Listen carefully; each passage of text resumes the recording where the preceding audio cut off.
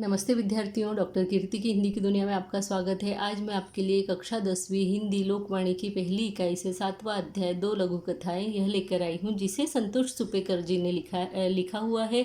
आज हम इसके स्वाध्याय को देखने वाले हैं, क्योंकि इसकी व्याख्या मैं आपको पहले ही बता चुकी हूँ, उसका वीडियो में पहले ही अपलोड कर चुकी हूँ। अब हम इसके स्वाध्याय को देखते हैं। तो इसके स्वाध्याय का पेज नंबर है 26, ठीक है, 26। अब इसके स्वाध्याय में आइए देखते हैं पहला प्रश्न क्या बनता है। तो स्वाध्याय के हिसाब से पहला प्रश्न जो है वो ये है कि सूचना के अनुसार कृतियाँ कीजिए। सूचना के अनुसार कृतियाँ कीजिए में संजाल पूर्ण कीजिए। इसमें पहला दिया है बक्से में समाई हुई वस्तुएं, यानी जब वो व्यक्ति जो राघवेंद्र है वो जब घर गया तो उसने गांव में अपने घर जाने के बाद में बक्सा जब खोला तो उसमें क्या क्या चीज़ें थी। तो पहला 6ठी 7वीं 8वीं के कोर्स की कुछ पुरानी किताबें और ज्योमेट्री बॉक्स उसके अंदर था। दूसरा कील वाले तलवों के फुटबॉल शूज़ उसमें रखे हुए थे उसके बचपन के। उसके बाद पुराना फ़ोटो एल्बम भी उसमें रखा हुआ था। उसके बाद में एनसीसी की एक्स्ट्रा ड्रेस जो उसके पास थी वह भी उसमें रखी हुई थी। उसके बाद में नेक्स्ट क्वेश्चन हमारा बन रहा है कि घटनाक्रम के अनुसार वाक्य को लिखिए। तो घटनाक्रम के अनुसार वाक्य पहला दिया है बचपन में बाबूजी से की फरमाइशों का पुलिंदा था। फिर दूसरा है आज शाम हम बचपन के कमरे में आज शाम वह बचपन के कमरे में घुसा। तीसरा है झटपट कागज़ की एक पर्ची बनाई। और चौथा वह है एक एक इबारत पढ़ने लगा। अब इसको हमको लाइन से बताना है कि कौन सी घटना पहले घटी, कौन सी घटना बाद में घटी। तो पहली घटना हुई कि आज शाम वह बचपन के अपने कमरे में घुसा। दूसरी घटना हुई कि वह एक एक इबारत पढ़ने लगा। तीसरी घटना यह हुई कि बचपन में बाबूजी से की फरमाइशों का पुलिंदा था। उसके बाद में चौथी आखिरी की घटना हुई कि झटपट कागज़ की उसने एक पर्ची बनाई। क्वेश्चन नंबर 3 को हम देख लेते हैं कि कृति पूर्ण कीजिए। कृति पूर्ण कीजिए में दिया हुआ है कि सुरेश के कार्य, यानी सुरेश जो है उसके क्या क्या कार्य थे, यानी ये अब हमको दूसरी कहानी जो दी हुई है ना इन्वेस्टमेंट उसमें का है। तो उसमें है कृति पूर्ण कीजिए में सुरेश के कार्य सौतेली माँ की दिन रात सेवा करना, ये उसका कार्य था। उसके बाद घर में संस्कारों का इन्वेस्टमेंट करना, ये उसका कार्य था। और उसका स्वयं का जो बाहर का कार्य था वो इन्वेस्टमेंट सेंटर चलाना, वह यह कार्य आजीविका के लिए करता था। और ये जो बाकी के कार्य कर रहा है ये वो घर में संस्कारों का इन्वेस्टमेंट करने के लिए कर रहा था, है ना, बच्चों को भारतीय संस्कार सिखाने के लिए कर रहा था। बाहर पैसे का इन्वेस्टमेंट करना ये उसका चौथा कार्य था। उसके बाद में हम नेक्स्ट देखते हैं कि पाठ में प्रयुक्त एक वचन रिश्ते लिखिए। तो अनीता और राघवेंद्र कौन है? तो पति पत्नी, क्योंकि अनीता पहले दिया तो हम यहाँ पत्नी लिखेंगे, राघवेंद्र बाद में दिया तो यहाँ बाद में पति लिखेंगे।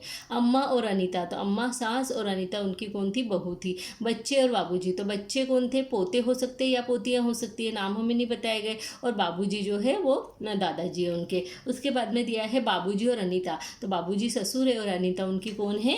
बहू है, ठीक है। इस तरीके से हमको इसके अंदर दिया गया है। अब हम आगे का क्वेश्चन देखते हैं। तो आगे का क्वेश्चन है कि पाठ में प्रयुक्त एक वचन और बहुवचनों की सूची बनाइए। सूची यानी लिस्ट बनाइए, है ना। तो एक वचन यानी जो एक चीज़ जिससे हमें एक चीज़ होने का बोध होता हो वह एक वचन कहलाता है ना। और बहुवचन यानी एक से ज़्यादा मतलब 2 या 2 से ज़्यादा चीज़ों को बहुवचन के अंतर्गत रखा जाता है। तो जैसे एक वचन में हमको यहाँ पेंसिल दिखी, यानी पूरे लेसन के अंदर हमने जो देखा पेंसिल, इमारत, हफ्ता, बक्सा, कस्बा, ये सारी चीज़ें हमको एक वचन के रूप में दिखी। फिर बहुवचन के रूप में दिखी किताबें, पर्चियाँ, फरमाइशें, छुट्टियाँ, दिनों, ये सब एक से ज़्यादा के रूप में, है ना। नेक्स्ट क्वेश्चन यहाँ पे हमको दिया हुआ है कि व्यवहार से संस्कार छलकते हैं। इस विधान को सोदाहरण स्पष्ट कीजिए। व्यवहार से संस्कार छलकते हैं। जब आप मेरा इन्वेस्टमेंट यानी मैंने ये जो लेसन है ना आपका 2 लघु कथाएं, इस 2 लघु कथा की जो एक वीडियो बना के डाली हुई है व्याख्या की, उसको जब आप देख लेंगे तो आपको इसके अंदर कुछ समझने की ज़रूरत ही नहीं। जो मैंने बोला हुआ है वही आपको उसके अंदर लिख देना है। व्यवहार से संस्कार छलकते हैं, फिर भी मैं आपको एक बार ओरली बता देती हूँ कि व्यवहार से संस्कार छलकते हैं में जब आप इस इन्वेस्टमेंट इस लेसन को देखते हैं और इस लेसन को देखते हैं तो आप दोनों लेसन के हिसाब से बता सकते हैं कि व्यवहार से ही इन संस्कार जो है वो मनुष्य के छलकते हैं। और भारत में भारतीय संस्कार इस तरीके के हैं कि जो हम अपने बच्चों को विरासत के रूप में देकर जाते हैं। हमारा भारतीय संस्कार कहता है कि बड़ों की सेवा की जाए, उनका ध्यान रखा जाए, उनकी देखभाल की जाए, उन्हें किसी तरह का कष्ट न हो, इस बात का हमें सदैव ध्यान रखना चाहिए। और जब हम जो कार्य हम कर करते हैं, जिस तरीके का व्यवहार हम अपने बड़ों के साथ में करते हैं, वो व्यवहार हमारे बच्चे जो हैं वो देख रहे होते हैं और बड़े होकर वो उसी व्यवहार को दोहराते हैं जो वो हमको करते हुए देखते हैं। तो अगर हम अच्छे व्यवहार अपने बड़ों के साथ में करते हैं तो हमारे जो बच्चे हैं वो भी भविष्य में जाकर उनके अंदर भी अच्छे संस्कारों का ही इन्वेस्टमेंट होता है और वो फिर अच्छे ही संस्कार अपने बड़े बूढ़ों के साथ में करते हैं। तो हमारा व्यवहार कैसा है, ये इससे हमारे संस्कार वाकई झलकते हैं। यह बात बिल्कुल सत्य है, क्योंकि हम अपने बड़े बूढ़ों के बताए हुए पद चिन्हों पर ही सदैव चलते हैं। और अगर हम कोई गलत कार्य कर रहे हैं, इसका मतलब होता है कि हमारे बड़ों ने कोई गलत कार्य किए हैं जो उनको देखकर जो है हम वो सीखे हैं। या फिर अगर हम कोई अच्छे कार्य करते हैं, अपने घर के बड़े बुजुर्गों का ध्यान रखते हैं, उनके पूर्ण सुख सुविधाओं का ध्यान रखते हैं, तो इस बात से ये झलकता है कि हमारे जो संस्कार हैं, हमको हमारे माता पिता से जो संस्कार मिले हैं वो इस रूप में मिले हैं, क्योंकि हमारे माता पिता ने भी अच्छे कर्म किए हैं, इसलिए हम आज अच्छे कर्म कर रहे हैं। तो हमारे व्यवहार से हमारे संस्कार झलकते हैं ना। नेक्स्ट क्वेश्चन देखिए, निम्नलिखित परिच्छेद पढ़कर इस पर आधारित ऐसे 4 प्रश्न तैयार कीजिए जिनके उत्तर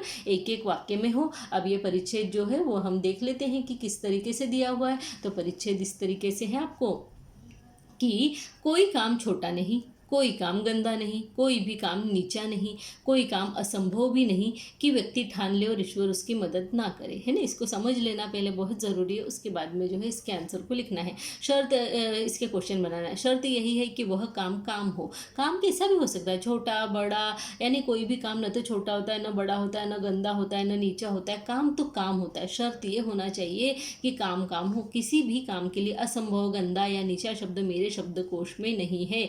ऐसी वाणी बोलने वाली मदर टेरेसा को कोढ़ियों की सेवा करते देखते हुए, कोढ़ी यानी कुष्ठ रोग जो होता है, उन कुष्ठ रोगियों को कोढ़ी बोला जाता है ना, तो कोढ़ियों की सेवा करते देखकर एक बार एक अमेरिकी महिला ने कहा, मैं यह कभी नहीं करती, यानी मैं इस तरह का कार्य कभी नहीं करती। तो मदर टेरेसा के उपरोक्त संक्षिप्त उत्तर से वह महिला शर्म से सिकुड़ गई थी। यानी फिर मदर टेरेसा ने उसको ये जवाब दिया कि कोई काम छोटा नहीं होता, कोई काम गंदा नहीं होता, कोई भी काम नीचा नहीं होता और कोई काम असंभव भी नहीं होता। शर्त यह है कि वह काम हो, चाहे वह कैसा भी हो। ये सुनकर ही वो महिला जो है उसका सर शर्म से झुक गया, शर्म से वह सिकुड़ गई। सचमुच ऐसे कार्य का मूल्य क्या धन से आंका जा सकता है या पैसे देकर किसी की लगन खरीदी जा सकती है? नहीं। अगर आपके अंदर किसी की सेवा करने का भाव है तो वो सेवा भाव को कोई धन देकर खरीद नहीं सकता। अगर आपके अंदर सेवा भाव नहीं है, आपको किसी के लिए कुछ करने की इच्छा नहीं, तो ये तो आपको कोई पैसा भी दे देता, आप उस कार्य को नहीं करोगे। अपनी पसंद के कार्य को ही हम कर सकते हैं। तो यहाँ पे ऐसा दिया गया है कि सचमुच ऐसे कार्य को धन से आंका जा सकता है या पैसे देकर किसी की लगन खरीदी जा सकती है? नहीं। यह काम तो वही कर सकता है जो ईश्वरीय आदेश समझकर अपनी लगन इस ओर लगाए। यानी अगर वो अपने आप में यह चीज़ अंदर ही महसूस कर ले कि ये ईश्वर ने दिया हुआ कार्य है उसके लिए, और वो उसकी लगन हो, उस कार्य में मन लगता हो उसका, तो वो ये कार्य करे। जो गरीबों, वंचितों, जरूरतमंदों में ईश्वरीय उपासना का मार्ग देखता हो और दुखी मानवता में उसका दर्शन करता हो। अब ऐसे व्यक्ति जो गरीब है, वंचित है, जो सभी सुख सुविधाओं से वंचित है, जो ज़रूरतमंद है, जो मतलब जिनको किसी की ज़रूरत है, ऐसे लोगों के लिए कार्य करना, तो उसके अंदर मतलब है कि हम ईश्वरीय उपासना का मार्ग देख रहे हैं, कि हम ईश्वर की भक्ति कर रहे हैं, ईश्वर की सेवा कर रहे हैं, ऐसा मार्ग हम देखते हैं। तो दुखी मानवता में उसके दर्शन हो जाते हैं, हमें ईश्वर के दर्शन हो जाते हैं, है ना। ईसा मसीह, गांधी, उसके बाद में टेरेसा जैसे पद दुख कातर निर्मल हृदय वाले लोगों की, कोढ़ियों और मरणासन्न बीमारों की सेवा कर सकते हैं। ये लोग ही कोढ़ियों और मरणासन्न बीमारों की सेवा कर सकते हैं और निर्मल हृदय जैसी संस्थाओं की स्थापना करते हैं। तो यहाँ पर हमको क्वेश्चन था हमारा ये कि निम्नलिखित परिच्छेद को पढ़ लीजिए और इस पर आधारित ऐसे प्रश्न 4 प्रश्न तैयार करना है। ऐसे प्रश्न 4 तैयार कीजिए जिसके उत्तर एक ही वाक्य में हो। तो अब एक ही वाक्य में हो तो किसी भी काम की शर्त क्या है कि वह काम छोटा या गंदा नहीं है। मदर टेरेसा को कोढ़ियों की सेवा करते देख अमेरिकी महिला ने क्या कहा? मैं यह कभी नहीं करती। उसके बाद में निर्मल हृदय जैसी संस्थाओं की स्थापना कौन कर सकते हैं? ईसा, गांधी, टेरेसा। या फिर हम सीधे लिख सकते हैं कि निर्मल हृदय वाले लोग ही कोढ़ियों और मरणासन्न बीमारों की सेवा कर सकते हैं, है ना। या फिर निर्मल हृदय जैसी संस्थाओं की स्थापना कर सकते हैं। मदर टेरेसा के शब्दकोश में कौन सा शब्द नहीं नहीं है, तो मदर टेरेसा के शब्दकोश में असंभव, गंदा या नीचा यह शब्द नहीं है। मदर टेरेसा के अनुसार किसी भी कार्य की व्याख्या क्या है कि कोई भी कार्य छोटा, गंदा या नीचा नहीं है। मदर टेरेसा के कौन से उत्तर से अमेरिकी महिला शर्म से सिकुड़ गई? मदर टेरेसा के ये कि शर्त यह है कि वह काम काम हो, गंदा, नीचा या असंभव शब्द मेरे शब्दकोश में नहीं है। यह उनके शब्द कार्य की व्याख्या है। मदर टेरेसा के सातवां क्वेश्चन है, कैसे कार्य का मूल्य धन से नहीं आंका जा सकता?